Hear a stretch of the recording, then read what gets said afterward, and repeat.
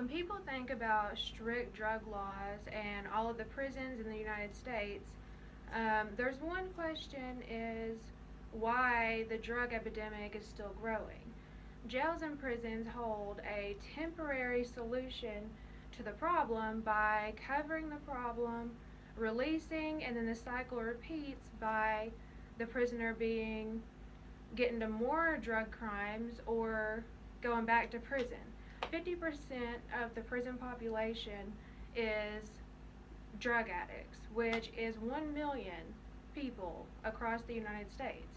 They receive no treatment, and they also don't get customized treatment for their specific issues. So they are let out, and then they are put back into the system, or 95% of people who are let out go back to drugs after they're released. With no supervision, with no constant contact or support, it's easy to fall back and relapse. And when people have habitual history, then you're just going to go and you can get 25 to life just for a drug sentence. And when the drug treatment is not available for certain people, or they don't have insurance to get it, then it's pretty much just going to make the prisoner fall back in their old ways. Drug court was created pretty much to help the person out, and by getting them treatment, solving the problem. But the problems with drug court is relapse is inevitable, and they punish them for relapsing when that's a natural part of addiction, and pretty much put them back into the prison system.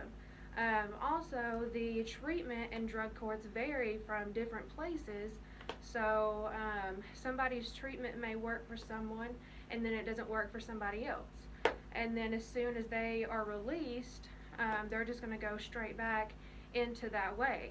The statistics on the drug court is 60% of people after 4 years of being out of drug court fall right back into crime or drugs. 60 or 80% of people go back to prison after release, and they go back in, and then 95% fall right back into either drug addiction when they leave. The motivation to stay clean comes from, they don't really have that motivation because everyone kind of treats them as just a prisoner. If they are harassed by law enforcement or they can't get a job because of their past, they don't have motivation to stay clean. So they think, well, I get treated bad when I'm addicted to drugs, and I get treated bad when I'm staying clean, so they don't have any motivation. They can't get jobs, they can't go into certain places, they have probation, they can't do this. And I think that a more solution, like the approach, is to be caring and give them motivation. I feel like prisoners should be praised when they take the step to want treatment, or if they take the decision, and then if they don't want treatment, then they can go to prison. But they need customized treatment for their situation, and they need motivation. And to stop the cycle of addiction would be to praise the prisoners, which gives them motivation to the path of treatment. When prisoners are treated as all of the same when being treated for drug addiction, it's not going to turn out the way that it's supposed to. They're just going to relapse, and they're not going to learn anything from it. I feel like the laws should definitely be changed, and they should definitely take a more caring and motivational approach instead of just taking an approach of anytime they mess up, they're just going to go back to prison.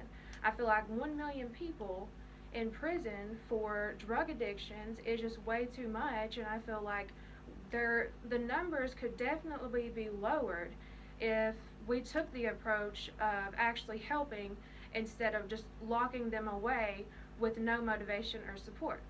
Thank you.